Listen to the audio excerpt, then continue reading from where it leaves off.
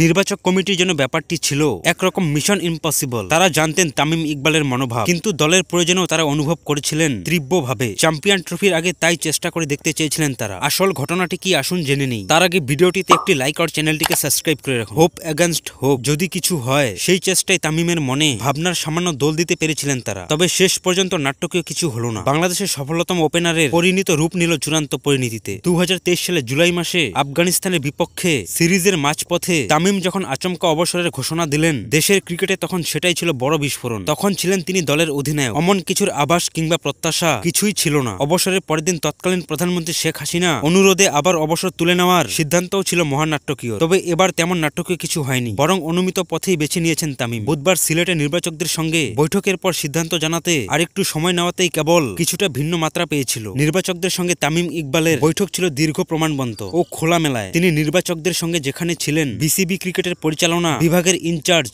শাহরিয়া নাফিজও, তারা অবশ্য সবাই আগে থেকেই জানতেন তামিম আন্তর্জাতিক ক্রিকেট থেকে ফিরতে রাজি নন। টুকটাক অনুষ্ঠানীন আলোচনা বা আড্ডায় সেই কথা তাদেরকে আগেই বলেছিলেন তামিম। এমনকি বিসিবির সভাপতি ফারুক আহমেদকেও নানা সময়ে এই বার্তা দিয়ে রেখেছিলেন। অভিজ্ঞ এই ব্যাটসম্যান বিসিবির আগের সভাপতি নাজমুল হোসেন সংবাদ মাধ্যমে নানা সময়ই বলেছেন তামিমকে তারা ফিরিয়ে নিতে চান, কিন্তু তার বোর্ডের পক্ষ থেকে আনুষ্ঠানিক কোনো উদ্যোগ বা আলোচনা কিছুই নেওয়া বা করা হয়নি কখনোই। ক্রিকেট পরিচালনা বিভাগে তৎকালীন প্রধান জালাল ইউনুস অবশ্য নানা সময় তামিমের সঙ্গে কথা বলেছেন ফেরার সম্ভাবনা নিয়ে। তবে দুর্নির্দিষ্ট পরিকল্পনা বা সত্যিকারের উদ্যোগ নিয়ে আনুষ্ঠানিক আলোচনা আয়োজন তিনিও করতে পারেননি। দেশের রাজনৈতিক পালবদলের পথ ধরে বিসিবি সভাপতির দায়িত্ব পাওয়ার পর ফারুক আহমেদ অবশ্য নানা সময় বলেছেন তামিমকে ফিরে আসতে দেখলে তার ভালো লাগবে। আনুষ্ঠানিক আলোচনায় নিজের ইচ্ছের কথা কয়েক দফায় তিনি বলেছেন তামিমকে, তবে তামিম প্রতিবারই তাকে না করে দিয়েছেন বলে জানা গিয়েছে বোর্ড সূত্রে। সবশেষে গত 3রা জানুয়ারি মিরপুর শেরি বাংলা স্টেডিয়ামে বিপিএল এর খেলা চলার সময় প্রেস বক্সে সাংবাদিকদের সঙ্গে আলোচনায় নিজ থেকেই তামিমের প্রসঙ্গে তুলে বিসিবি সভাপতি বলেন চ্যাম্পিয়ন ট্রফির দল নির্বাচনের আগে তামিমের সঙ্গে সরাসরি ও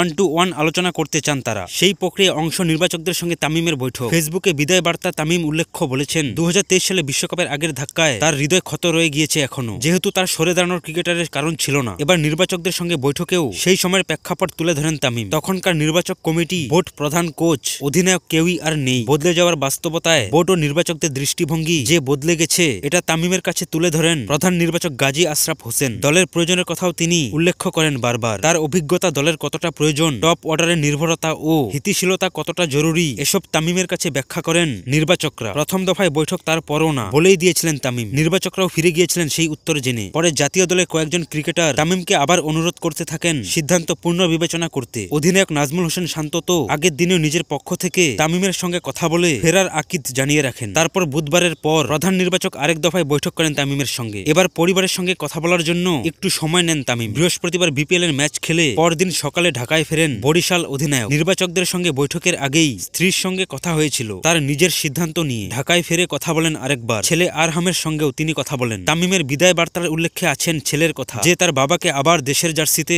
দেখতে মুখিয়েছিল। ঢাকায় বাসায় ফিরে 9 বছর বয়সী ছেলের সঙ্গেও আলাদা করে কথা বলেন তিনি। এছাড়াও শুভাকাঙ্ক্ষী ও ঘনিষ্ঠ কয়েকজনের সঙ্গে তিনি আলোচনা করেন। শুক্রবার সন্ধ্যায় বিসিবির ক্রিকেটে পরিচালনার বিভাগে নিজের সিদ্ধান্তের কথা জানিয়ে দেন তামিম। রাতেই তা ঘোষণা করে দেন সমাজ মাধ্যমে। পরে প্রধান নির্বাচকের সঙ্গে কথা হয় তামিমের। নিজেদের দিক থেকে কিছুটা দুঃখবোধ কথা জানিয়ে তামিমের ভবিষ্যতের জন্য শুভকামনা জানান নির্বাচক।